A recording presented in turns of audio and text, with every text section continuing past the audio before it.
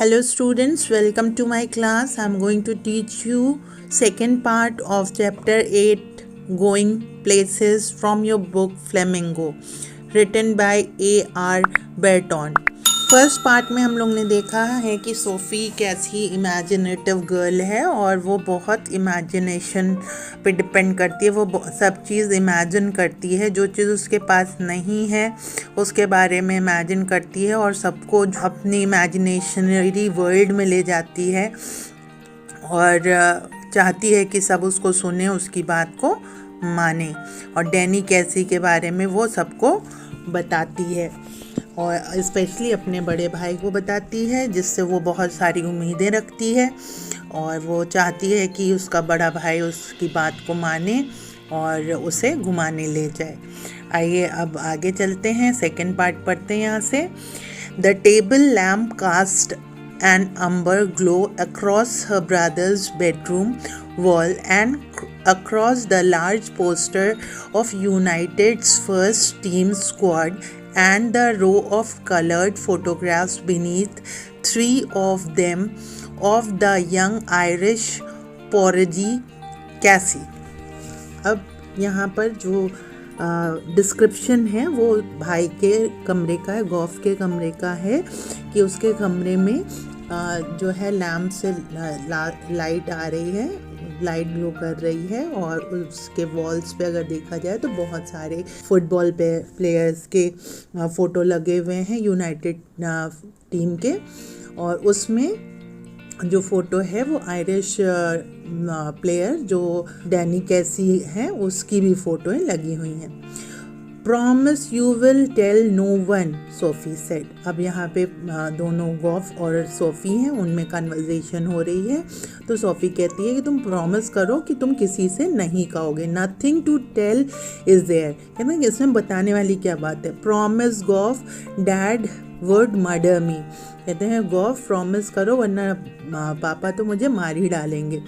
Only if he thought it was true, तो Gauff कहता है कि हाँ अगर वो सोचेंगे कि हाँ ये सब सच है तो। प्लीज़ गॉफ, वो कहती है अरे प्लीज़ मेरी बात तो सुनो।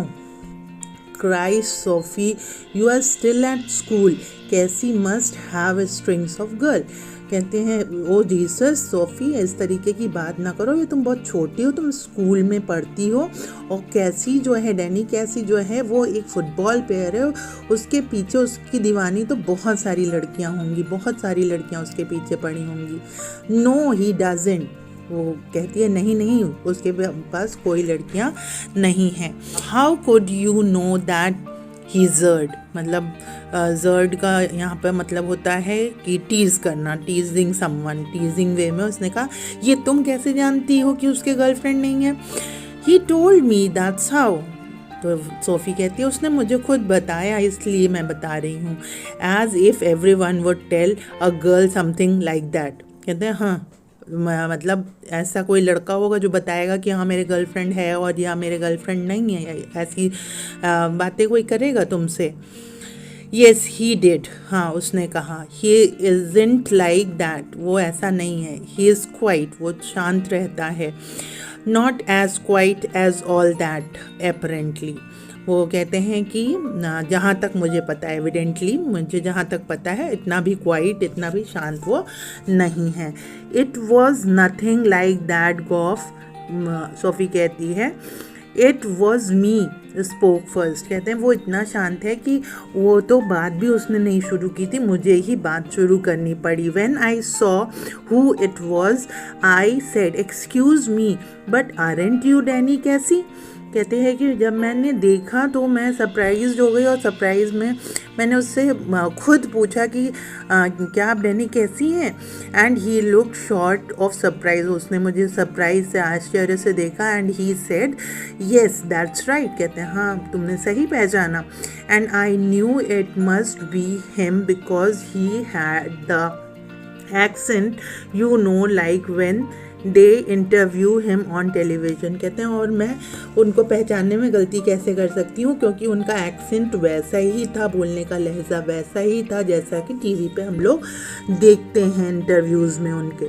सो I asked him for an autograph for little Derek, मैंने उनसे ऑटोग्राफ के लिए रिक्वेस्ट किया डेरिक के लिए, but neither of us had any paper और अ पेन, लेकिन हम दोनों के पास ही ना ही पेपर था ना ही पेन था. So then we just talked a bit, और इसीलिए हम लोग थोड़ी देर बात करते रहे.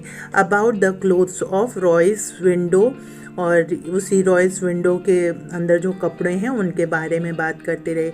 ही सीम्स लोनली, वो मुझे अकेला सा लग रहा था. After all it's long from the west of Ireland, कहते हैं फिर भी काफ़ी दूर रहता है वो अपने नेटिव प्लेस से, इतनी दूर है.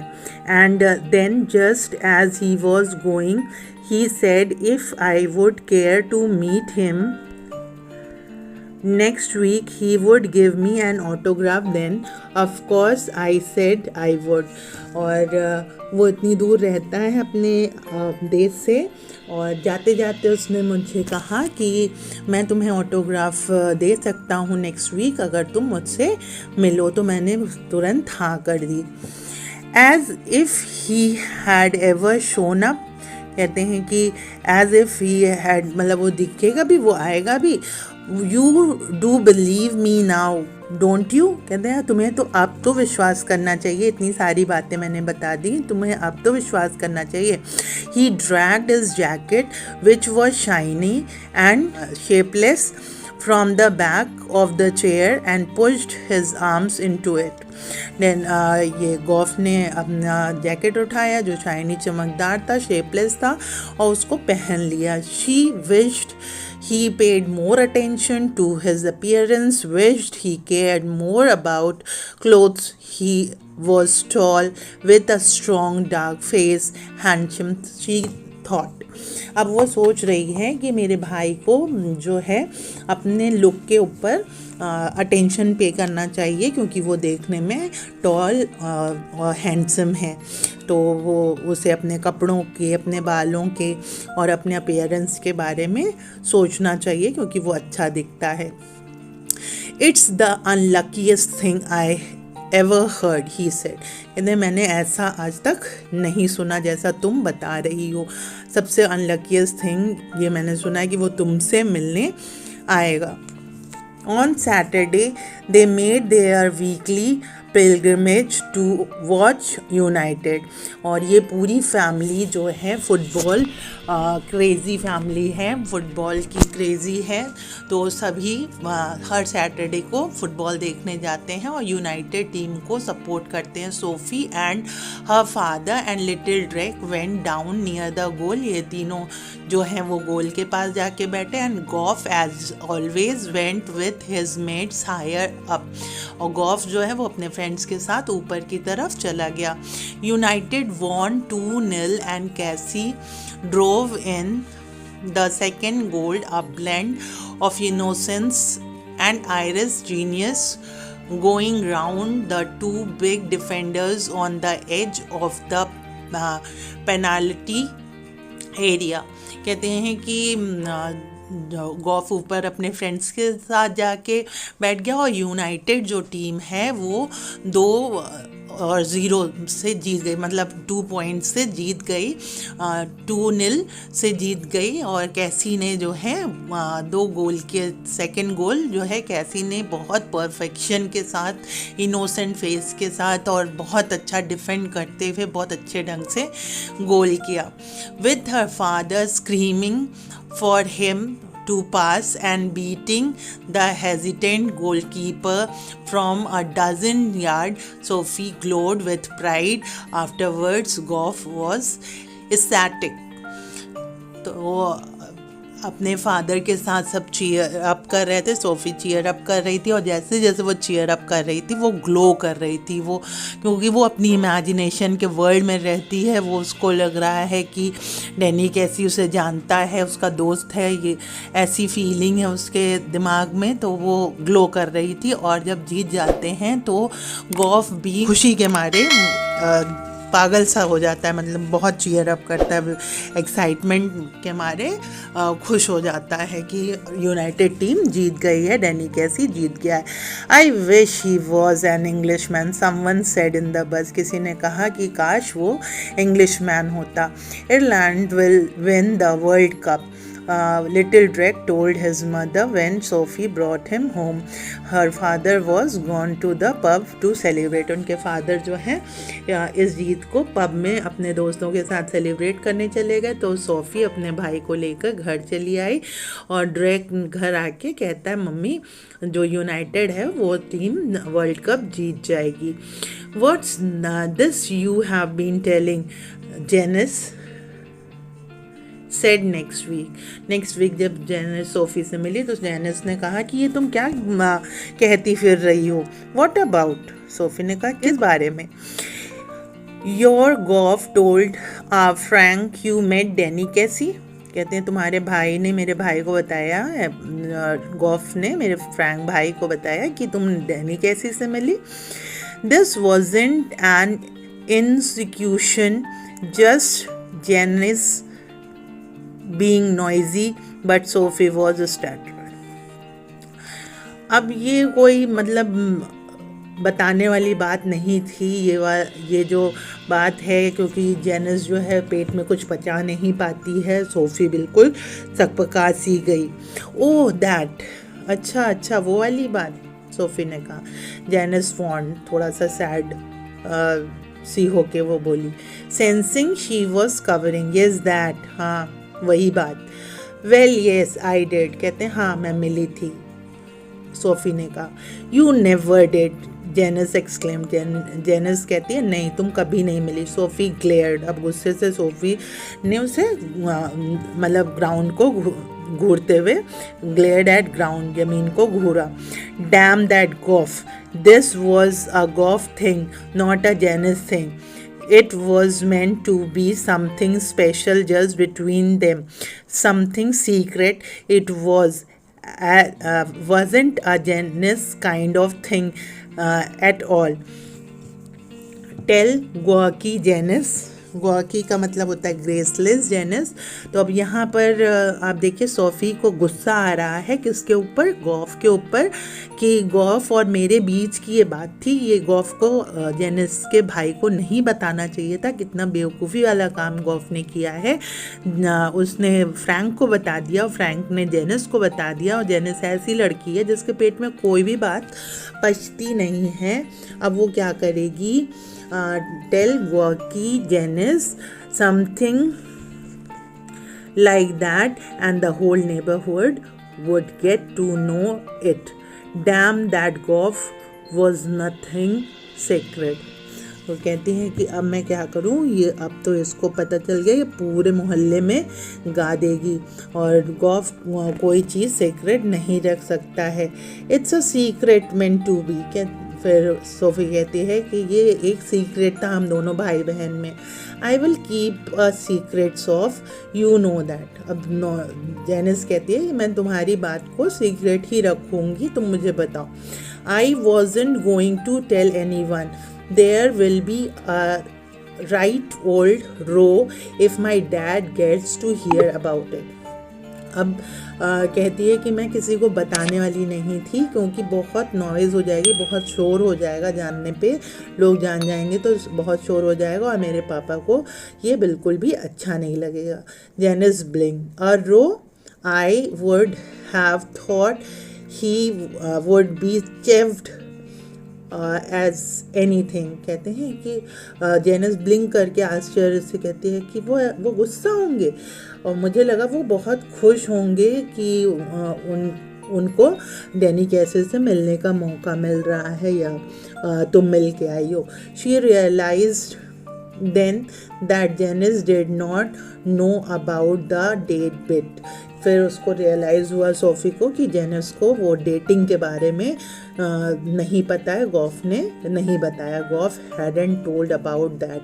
और गॉफ ने इसके बारे में नहीं बताया। शी ब्रेथ मोर ईजिली, उसने लंबी सांस ली, शांति की। So Goff had not let her down after all, किसी तरीके से उसके भाई ने उसे लेट डाउन नहीं किया है। He believe in her after all, उसका भाई उस पर ट्रस्ट करता है। After all something might be secret, कहती है अब कुछ तो सीक्रेट रहेगा, मतलब हमारे बीच में, भाई बहन के बीच का सीक्रेट रहेगा। It was just a little thing really. I asked him for an autograph, but he hadn't any pen or paper, so it was no good. How much have Goff said? कहते हैं हाँ ये एक छोटी सी मुलाकात थी और मैंने ऑटोग्राफ मांगा, ना उनके पास पेन और पेपर था ना मेरे पास पेन और पेपर था, बस यही चीज़ थी। वो अच्छा नहीं हुआ कि पेन और पेपर नहीं था हमारे पास, तो ये अच्छा नहीं हुआ। इतना तो गॉफ ने अभी तुम्हें बताया होगा। Jesus I wish I would have been there, कहते हैं ओ गॉड जीसस मुझे भी, मतलब मेरा लक भी इतना अच्छा होता कि मैं भी तुम्हारे साथ होती उस समय। Of course my dad didn't want to believe it, और कहती है हाँ बिल्कुल, लेकिन मेरे पापा इस पे बिलीव नहीं कर रहे हैं। You know what a misery he is, misery का मतलब यहाँ पे होता है डिस्कम्फर्ट, मिजरी का मतलब यहाँ पर होता है डिस्कम्फर्ट, मतलब उनको वो अनकम्फर्टेबल हो जाते हैं। But the last thing I need is queues of people round our house asking him what's all this about Danny Casey. अब वो इसलिए अनकम्फर्टेबल हो जाएंगे कि वहाँ पर क्यूज़ लग जाएंगे, लंबे लंबे लाइन लग जाएंगी, लोग ये पूछते हुए मेरे घर आ जाएंगे कि क्या ये डैनी कैसी के बारे में है।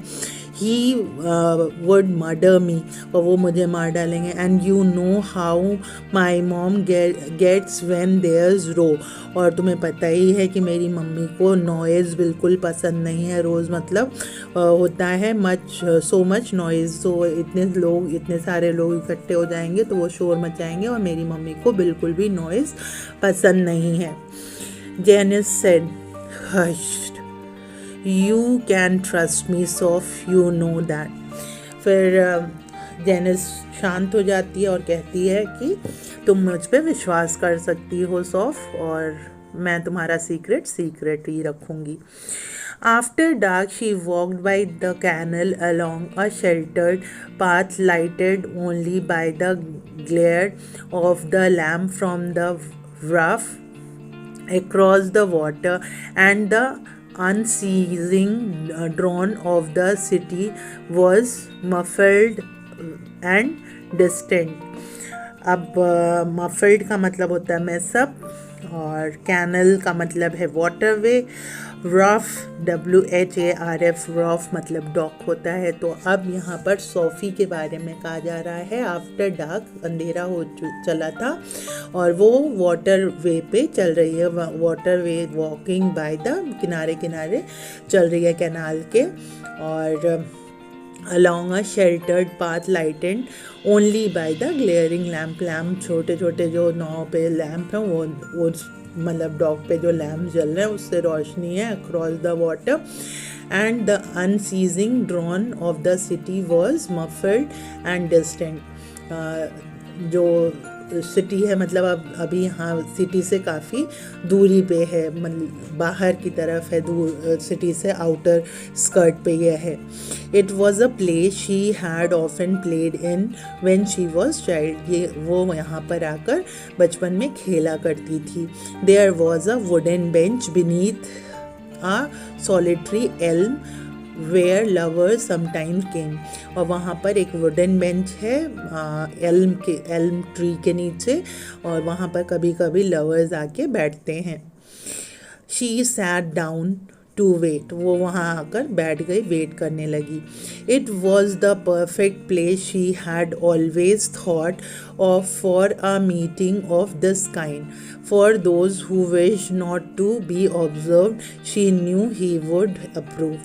नाउ यू सी दिस कि सोफ़ी कितना ज़्यादा इमेजिनेटिव है, वो अपने इमेजिनेशन को खुद ही इतना ज़्यादा उस पर बिलीव कर रही है। She herself she is imagining and she is believing on this, मतलब वो इमेजिनेशन को सच मान ले रही है, जबकि उसे पता है ये मेरा इमेजिनेशन है। तो वो वेट करने लग रही है और वो विश करती है कि उसकी जो इमेजिनेशन है वो सच हो जाए। For some while waiting, she imagined his coming. She watched along the canal, seeing him come out of the shadows, imagining her own consequent excitement. अब वो वहाँ बैठकर इमेजिन फिर करने लगी कि डैनी कैसी निकल के आ रहा है, पर मतलब जो धुंध है, अंधेरा है, उसमें से एक शेडो सी निकल के आ रही है और वो डैनी कैसी है वो, और वो काफ़ी एक्साइटेड हो जाती है। Not until some time had elapsed did she begin balancing against this the idea of his not coming. अब क्या हुआ कि वो इमेजिन कर रही है कि वो आ रहे हैं, फिर थोड़ी देर बाद वो अपने इमेजिनेशन वर्ल्ड से बाहर आती है और उसे वो बैलेंस करती है कि नहीं, वहाँ पर कोई भी नहीं है, कोई नहीं आ रहा है। Here I sit, she said to herself. कहती है कि मैं यहाँ बैठी हूँ, और वो खुद से बोलती है। विशिंग डैनी वुड कम, और विश करती हूँ कि डैनी आएगा। Wishing he would come and sensing the time passing, और समय जो है उसके साथ बीतेगा, वो मतलब समय को समझेगा कि मैं उसके लिए वेट कर रही हूँ। I feel the pangs of doubt is string inside me, और मेरे अंदर डाउट हो रहा है कि कैसे मैं, अगर वो नहीं आया तो मैं कैसे रिएक्ट करूँगी। I watch for him but still there is no sign of him, और मैं लगातार उसका वेट कर रही हूँ, लेकिन उसके आने का तो कोई नामो निशान नहीं। I remember Goff saying he would never come, मुझे याद है गॉफ ने कहा था वो कभी नहीं आएगा। And how none of them believe me when I told them, और फिर मेरे ऊपर वो लोग क्या मतलब विश्वास ही नहीं करेंगे अगर मैं कहूँगी कि वो नहीं आया था। I wonder what will I do, और मैं मतलब मेरे समझ में नहीं आ रहा है कि मैं क्या करूं। What can I tell them now if he doesn't come, अब मैं क्या कहूँगी अगर वो नहीं आता है। But we know how it was Danny and me, और लेकिन हम जानते हैं कि मेरे और डैनी के बीच में क्या, दैट्स द मेन थिंग, और वो वही मेन बात है। How can you help what people choose to believe, आप कैसे किसी को हेल्प कर सकते हैं। लोग तो बहुत सारी चीज़ों पे बिलीव करते हैं, but all the same it makes me despondent this knowing I will never be able to show them they are wrong to doubt me. वो कहती है कि मैं इन लोगों को कभी भी शो नहीं कर पाऊँगी, और डिसहार्टन, वो उसका दिल टूट जाता। But all the same it makes me despondent का मतलब होता है डिसहार्टन, और ये मतलब मेरा दिल टूट जाएगा कि मैं उन्हें बताऊं कि मैं गलत नहीं थी, मैं सही थी, और वो लोग मेरे ऊपर ट्रस्ट कर पाएँ। लेकिन ऐसा नहीं होगा क्योंकि डैनी कैसी आया नहीं और मुझे बताना पड़ेगा। तो she was scared now, she waited measuring in this way the change taking place in her, resignation was no sudden thing. अब वो वेट कर कर के थक चुकी थी, वहाँ डैनी कैसी नहीं आया, और उसके अंदर बार बार ये चीज़ें आ रही थी कि अब क्या होगा, अब क्या होगा। और अब वो वहाँ से रेजिग्नेशन मतलब लीव करना चाहती थी, वहाँ से जाना चाहती थी। Now I have become sad she thought, अब मैं दुखी हो गई हूँ।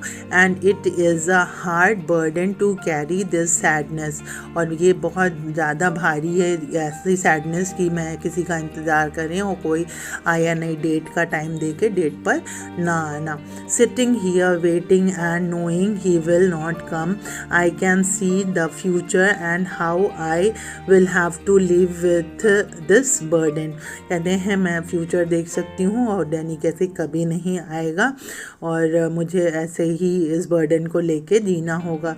दे of course will doubt me, और सभी मेरे ऊपर शक करेंगे, as they always doubt me, जैसे वो हमेशा हर बार करते हैं। But I will have to hold up my head remembering how it was, कहते हैं लेकिन मुझे किसी भी तरीके से अपने ऊपर कंट्रोल करना होगा। Already I envisage the slow walk home, the and Goff disappointed face when I tell him he didn't come, that Danny, and then he will fly out and slam the door. But we know how it was. I shall tell myself, Danny and me. It is hard thing, this sadness. अब वो कहती है कि ये जो बात है, ये दुख की बात है कि वो नहीं आया, और मैं ऑलरेडी मैंने प्रेडिक्ट किया था कि वो आएगा। एनविसेज मतलब प्रेडिक्ट करना होता है, और लेकिन वो नहीं आया। अब जब मैं गॉफ को बताऊंगी कि वो नहीं आया तो वो बहुत दुखी हो जाएगा। वो ज़ोर से दरवाज़ा बैंग करेगा, स्लैम करेगा, जो अपना दरवाज़ा है स्लैम करके बंद करेगा, और वो दुखी हो जाएगा। लेकिन इस दुख को मुझे भी कैरी ऑन करना है, और इस दुख के साथ अब मुझे भी जीना है कि डैनी कैसी नहीं आया। She climbed the crumbling steps to the street, वो टूटे फूटे सीढ़ियों से ऊपर चढ़ रही थी। Outside the pub she passed her father's bicycle propped against the wall and was glad he would not be there when she got home. अब वो जब स्ट्रीट से मतलब टूटे फूटे सीढ़ियों से चढ़ के ऊपर आई, स्ट्रीट्स पे चल रही थी, तो उसने देखा कि उसके फादर की बाइसाइकिल जो है दीवार के सहारे लगी हुई है पब के बाहर। तो उससे संतुष्टि हुई कि उसको अपने फादर को फेस नहीं करना पड़ेगा, और जब वो घर जाएगी। Excuse me but aren't you Danny Casey. अब फिर वो इमेजिनरी वर्ल्ड में चली जाती है, क्योंकि वो वहाँ रॉयस के पास फिर पहुँचती है, और फिर से इमेजिनरी वर्ल्ड में चली जाती है, और फिर से एक बार वही चीज़ देखती है कि वो कह रही है कि क्या आप डैनी कैसी नहीं है। Coming through the arcade she pictured him again outside Royce, फिर से पिक्चर करती है, फिर से इमेजिन करती है। He turns reddening slightly, yes that's right. अब वो देखती है कि डैनी कैसी का चेहरा लाल हो जा रहा है, और वो टर्न करके कहते हैं हाँ बिल्कुल सही कहा, मैं ही डैनी कैसी हूँ। I watch you every week with my dad and my brothers, we think you are great. वो अपने ही इमेजिनेशन में बोल रही है कि मैं और मेरे भाई और मेरे फादर हर सैटरडे को आपको देखते हैं, और हम लोग आपको बहुत लाइक करते हैं क्योंकि आप बहुत महान हैं। Oh well now that's very nice. Danny Casey कह रहे हैं कि बहुत अच्छी बात है, thank you.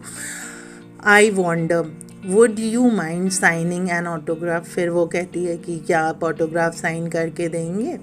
His eyes are on the same level as your own. His nose is freckled. फ्रिकल्ड का मतलब होता है ब्राउन स्पॉट्स ऑन इट, नाक पे ब्राउन स्पॉट है। अब वो फेस का डिस्क्रिप्शन दे रही है। एंड टर्न अपवर्ड स्लाइटली, नाक थोड़ी सी ऊपर की तरफ है। And when he smiles he is so shyly, मतलब बहुत शर्मीला है। Exposing teeth with gaps between, और उसके जो दांत दिखाई देते हैं जब वो स्माइल करता है। हिज आइज आर ग्रीन, उसकी आंखें ग्रीन है। And when he looks straight at you they seem to shimmer, और जब वो मतलब तुम्हारी तरफ देखता है, आपकी तरफ देखता है, तो वो शिमर करती हैं, चमकती हैं। They seem gentle almost afraid like a gazelles होते हैं एशियन या अफ्रीकन एंटीलोप्स को गैजल्स कहते हैं। तो वो कहते हैं कि वो उसकी आँखें जेंटल हैं जैसे एंटीलोप्स की होती हैं, बहुत ही मासूम सी आँखें हैं। and you look away. You let his eyes run over you a little. मतलब वो आँखों से इस तरीके से देखता है कि मतलब अच्छा लगता है कि वो देखे. And then you come back to find them slightly उसकी आँखों को ढूंढने लगते हैं और slightly breathless हो जाते हैं. वो फीलिंग्स बता रही है अपनी इमेजिनरी वर्ल्ड में, वो फीलिंग्स बता रही है कि वो ऐसा दिखता है, वो ऐसा दिखता है, उसकी आँख ऐसी है, उसकी नाक ऐसी है, उसकी आँखों में चमक है, उसकी आँखें बहुत गहरी हैं, सेंसिबल हैं. And he says I don't seem to have a pain at all. फिर डैनी कैसी कहते हैं कि मेरे पास तो पेन नहीं है. You realise you haven't either कहते हैं. और फिर वो कहता है कि मुझे लगता है आपके पास भी नहीं. My brothers will be sorry you say. कहते हैं कि फिर मैंने कहा कि मेरे भाई लोग उदास हो जाएंगे. Afterwards you wait there alone in the arcade for a long while, standing where he stood, remembering the soft melodious voice, the shimmer of green eyes, no taller than you, no bolder than you, the prodigy, the innocent genius, the great Danny Casey. अब वो फिर वहाँ खड़ी हो जाती है और फिर उनके मेलोडियस वॉइस को रियलाइज़ करती है, इमेजिन करती है, उसके सिमर रिंग आइज़ को इमेजिन करती है. उनकी लंबाई ज़्यादा नहीं है, वो no bolder than you, Goff को ये कहती है कि तुमसे बोल्डर भी नहीं है, और बहुत ही मतलब एक्सेप्शनल, बहुत ज़्यादा क्वालिटीज़ हैं उनके अंदर, और इनोसेंट और जीनियस हैं, और मेरा ग्रेट डैनी कैसी है. वो मतलब वो बहुत बड़ी फ़ैन है और इसी वजह से वो सपने देखा करती है. She saw it all again. फिर से वो सारी चीज़ें देखती है. कहाँ? Last Saturday. वो पिछले सैटरडे पे पहुंच जाती है. Saw him ghost pass the lumbering defender. और वो भूत मतलब जो भूत कि जैसे गोस्ट पास्ट किस तरीके से वो डिफेंडर्स के उसमें घुसते हैं. लंबरिंग का मतलब होता है मूविंग इन ऑकवर्ड वे, किस तरीके से वो मूव कर रहे हैं. Hard the 50,000 catch their breath as her hovered momentarily over the ball, and then the explosion of sound as he struck it crisply into the goal, the sudden thunderous eruption of exultant approbation. अब वो कहती है, वो फिर Saturday पे चली जाती है और सैटरडे को इमेजिन करती है कि वो कितने अच्छे से खेलता है, कितना डिफेंड करते हुए गोल करने के लिए अपनी टीम यूनाइटेड को जिताने के लिए कितने मेहनत से वो डिफेंड करके गोल में जाता है. और लाखों की संख्या में मतलब जो लोग हैं वो अपनी ब्रेथ थाम के बैठे हुए हैं, सांस रोक के बैठे हुए हैं, और जैसे ही गोल होता है तो एक थंडर जैसे बादल कड़कता है वैसे ही लोग ज़ोर से चिल्लाते हैं, और सब चिल्लाकर उसको क्या करते हैं, चीयर अप करते हैं, उसका नाम पुकारते हैं, और वो मेरा हीरो है. ओवरजॉयड एक्सेप्टेंस ओवरजॉय, वो खुश हो जाती है इस बात को सोचकर. और एक्सेप्टेंस क्या है कि माय हीरो डैनी कैसी. तो ये कहानी पूरी इमेजिनेशन पे है, एक लड़की सोफ़ी की, और इमेजिनेशन की, फैंटेसी की दुनिया बहुत अलग होती है. उसमें कुछ भी हो सकता है, कुछ भी थीम हो सकती है, कोई भी प्रॉप आ सकता है, कोई कुछ भी इमेजिन कर सकता है. SoFi is a very imaginary girl. लेकिन इमेजिनेशन से ही सिर्फ दुनिया नहीं चलती, ये भी ध्यान रखना चाहिए. और उसके फादर उसे हमेशा गाइड करते रहते थे कि किसी दिन तुम अपने आप को प्रॉब्लम में डाल लोगी, इस इमेजिनरी दुनिया से बाहर निकलो. I hope you have understood this chapter, and see you soon in the next video. If you have any query, you can write down in the comment box. I will be there to solve it. Keep on reading, keep on enhancing your knowledge. Till then, bye bye.